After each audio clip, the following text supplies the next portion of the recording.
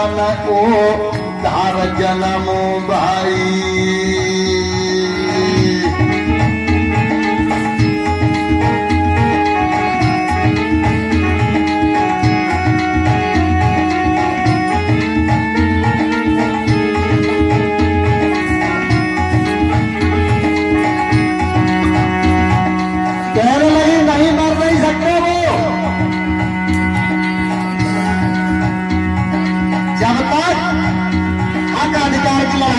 हो जाएगी तब तक भीम को बुखार भी नहीं आएगा। लोगों तुम गलत खबर लाए हो, मेरे भीम को कुछ नहीं हो सकता। और क्या हुआ? अरे भीम मुंबई नगरी आए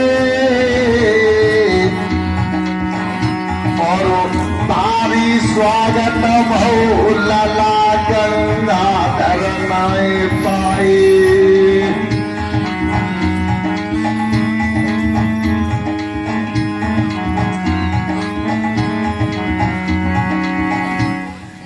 कहने लगे मैया रमाबाई से जैसे ही घर में घुसे, रामो बेटा दिखाई नहीं दे रहा। आहारे समय जैसे ही कहा बेटा दिखाई नहीं दे रहा, हेमंत सागर 50 रुपए से सम्मानित कर रहे हैं। बहुत बहुत धन्यवाद, बहुत बहुत बहुत बहुत साधुवाद। खुश रहो बेटे, पढ़ाई लिखाई पे ही ध्यान देना। क्या हुआ? बेटा कहाँ है? आहारे समय अब क्या कहूं?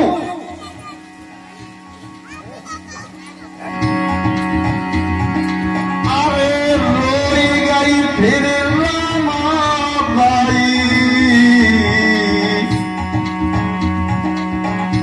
और बेटा करनी नाए खबर सुने भीम रोए भाई।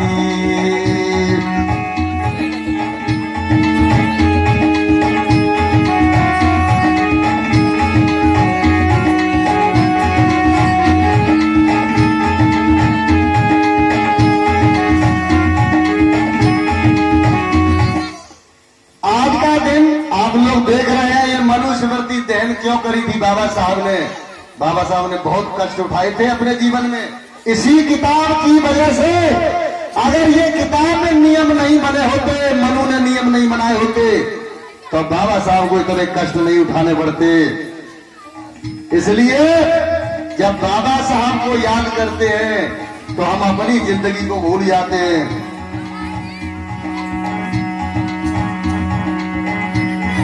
कहने लगे गंगाधर नहीं है, नहीं है, तो तूने मुझे बताया क्यों नहीं? तो कहने लगी साहब अगर हम आपको बता देते तो आप पढ़ाई छोड़ के चले जाते, इसलिए नहीं बताया। बारी बार रमाबाई, धन्य है माता रमाबाई, ऐसी थी मैया रमाबाई। सोच लो आप लोग। अरे नौकरी करवे को भाए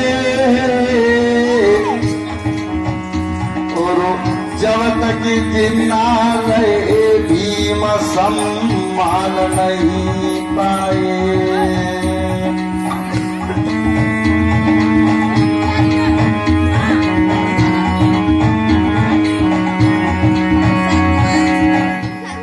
उसके बाद में बाबा साहब घर आ गए और सोचने लगे कि मुझे बुलाया है राजा साहब ने, क्या नौकरी करने जाना है मुझे। और नौकरी करने के लिए तैयार हो गए। और बता दें आपको, जो 2000 किताबें डूब गई थी, उनके उस समय 600 रुपए बाबा साहब को मुआवजा मिला था। 600 रुपए में 300 रुपए अपनी पत्नी को दिए और 300 रुपए जेब में रख करके बाबा साहब नौकरी के लिए बड़ौदा के लिए रवाना हो रहे हैं। बड़ौदा जा रहे हैं कि हम नौकरी करेंगे, क्योंकि राजा साहब ने हमको वजीफा किया, उसके बदले में हमें 10 साल नौकरी करनी है। कितनी साल? 10 साल नौकरी करनी है, क्योंकि उन्होंने हमें पढ़ाया है, उनका हमारे ऊपर कर्ज है। तो फिर क्या हुआ? बाबा साहब जैसे ही मुंबई में आए और महाराजा सयाजीराव गायकवाड़ को पता लग गया कि भीम तो भारत में आ गए हैं, लेकिन उन्हें ये जानकारी नहीं थी कि भीम कैसे भारत में आए हैं, क्योंकि उनके दीवान ने राजा साहब को बिना बताए हुए लेटर डाल दिया था। क्यों? वही था कि तारीख खत्म हो गई थी। कहानी तो बहुत बड़ी है, लेकिन मैं बहुत धीरे धीरे छोटी करके सुना रहा हूं। अरे बुधवार की सुनो भूपया, देश सुनाओ है।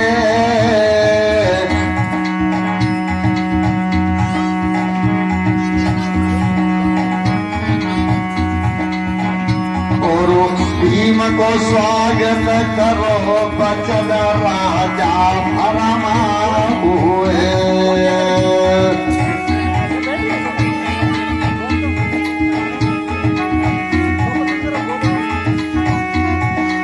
राजा साहब ने कही बाबा साहब आ गए हैं विदेश से, उनका स्वागत करो सब लोग जाकर के। लेकिन आपको बता दें, कोई स्वागत करने नहीं गया और राजा साहब के यहां पहुंच गए। बाबा साहब बहुत ऊंचे पद पर उनको नियुक्त कर दिया गया, सचिव बन गए। लेकिन वहां पर भी उनके साथ क्या हुआ? चपरासी पानी नहीं पिलाता था, थाल फेंक के देते थे लोग। बाबा साहब की बात नहीं मानते थे।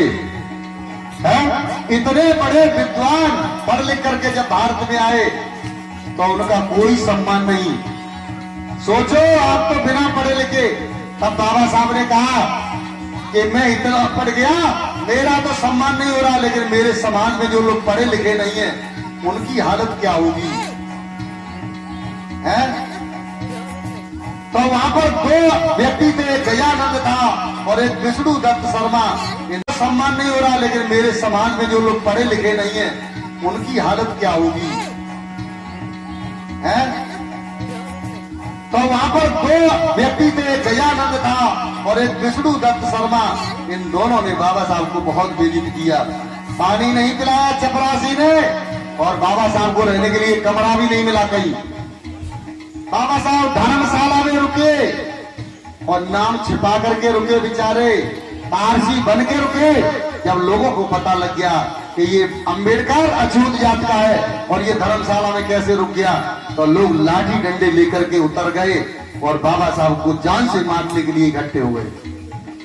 तब जैसे तैसे बाबा साहब उस धर्मशाला को, पारसी धर्मशाला को छोड़ करके और रात को अपना सामान निकाला। बाबा साहब ने मात्र 11 दिन वहां पर नौकरी कर पाई थी। कितने दिन? 11 दिन नौकरी कर पाई और वहां नौकरी उनको छोड़नी पड़ी। और धर्मशाला से निकलने के बाद बाबा साहब बहुत रोए थे। वहां से निकले तो एक महाराज का एक बाग था जिसको सयाजी बाग कहते हैं। उसमें बरगद के पेड़ के नीचे बैठ करके बाबा साहब रोने लगे और रोने इसलिए लगे कि मैं विदेश तक पढ़ के आ गया, मेरे बराबर कोई पढ़ा लिखा व्यक्ति नहीं है, लेकिन आज मेरी ये दुर्गति है कि मुझको रहने के लिए कमरा भी नहीं है कहीं। किसी मित्र ने कोई कमरा नहीं दिया। कहते हैं ना कि मित्र बहुत, किसी ने नहीं। क्यों? क्योंकि वो छोटी जाति के थे इसलिए, और कोई बात नहीं थी उनके अंदर। लेकिन आज तुम्हें वो ऐसा कर गए हैं कि तुम्हारे साथ कोई भेदभाव करेगा तो ये भारत का संविधान उसके खिलाफ कानूनी कार्रवाई कर देगा। सोचो,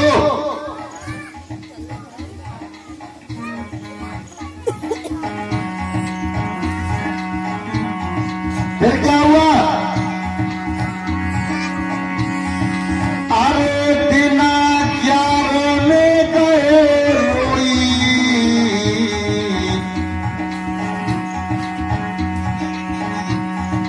अरे बिना क्या रोने रोई गए।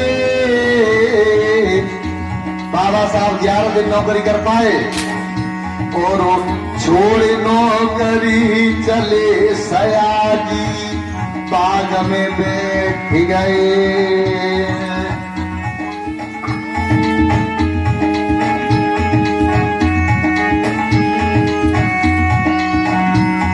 सयाजीराव गायकवाड़ के बाग में जब बैठे हैं, बाबा साहब रोने लगे और उस दिन एक प्रतिज्ञा करी बाबा साहब ने जगह नहीं दिया और अपने समाज को आगे बढ़ाने का काम नहीं किया तो मैं अपने आप अपने हाथ से गोली मार के अपनी हत्या कर लूंगा। और बाबा साहब फिर वहां से उठे और उठने के बाद फिर बाबा साहब ने अपने जीवन में संघर्ष किया है। और इतना संघर्ष किया बाबा साहब ने कि धीरे धीरे धीरे धीरे बाबा साहब, क्या नाम है, प्रभात कुमार जी 20 रुपए से सम्मानित कर रहे हैं, बहुत अच्छी बात है। तो सब बच्चे इनाम लेके जरूर जाए। और देखो मैं तो जब गाने लगता हूं तो मैं ये भूल जाता हूं समय क्या हो गया है। और आप लोग अभी समय बहुत है, समय की चिंता मत करो, ये जिंदगी ऐसे ही चली जाएगी, कुछ नहीं मिलेगा, भरोसा नहीं है कल जिंदगी रहेगी कि नहीं रहेगी। इसलिए बाबा साहब ने कहा कि भेड़ बकरियों की तरह 100 दिन की जिंदगी मत जियो, शेर की तरह जियो तो एक दिन भी बहुत अच्छा है ना बच्चे। हालांकि समय बहुत हो रहा है, कहानी सुनाऊं कि बंद करूं? और सुने आप लोग थोड़ी बहुत सुनाए। बाबा साहब पानी पीने के लिए तालाब पर गए तो बाबा साहब को, हम लोगों को पहले तालाब में पानी नहीं पीने दिया जाता था, ताल को पानी। आज आप लोग कितने समर का आरओ का पानी पी रहे हो, ताल का भी पानी नहीं था हमारे लिए। सोचो जब बाबा साहब मंदिर में गए तो बाबा साहब को मंदिर में भी धक्का मारा गया। बाबा साहब मंदिर में दर्शन करने के लिए नहीं गए थे, बाबा साहब मंदिर में इसलिए गए थे अपने लोगों को दिखाने के लिए, अरे मेरे समाज के लोगों तुम काहे पागल हो, उस मंदिर में कुछ नहीं है, सिर्फ एक पत्थर रखा हुआ है, एक पत्थर, उसके पीछे तुम पागल बन रहे हो। जब मंदिर में बाबा साहब को धक्का मारा गया तब बाबा साहब ने एक बात कही थी पुजारी से, पुजारी मैं तेरे भगवान के दर्शन करने के लिए नहीं आया हूं, मैं तो यहाँ अधिकार जताने के लिए आया हूं।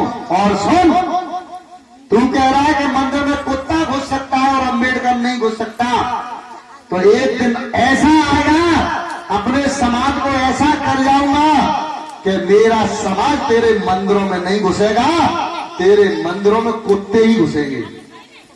ये बाबा साहब ने बात कही थी। अब आप लोग सोच लो, इतना अगर संघर्ष बाबा साहब नहीं करते तो हम लोग आज जिस जगह पर हैं वहां पर नहीं होते। फिर क्या हुआ, एक दिन की बात, बाबा साहब से माता रमाबाई ने कहा कि हमें मंदिर के दर्शन कराए दो, तुम तो चले ही आते हो।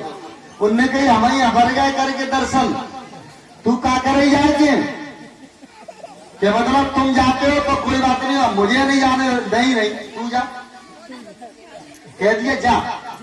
जब मैया रमाबाई दर्शन करने गई मंदिर में तो मालूम क्या हुआ,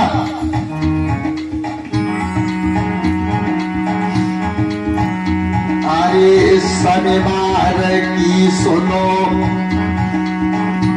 रमा साहब से बतलाई, और पंढरपुर देवी दर्शन मुई दियो करवाई।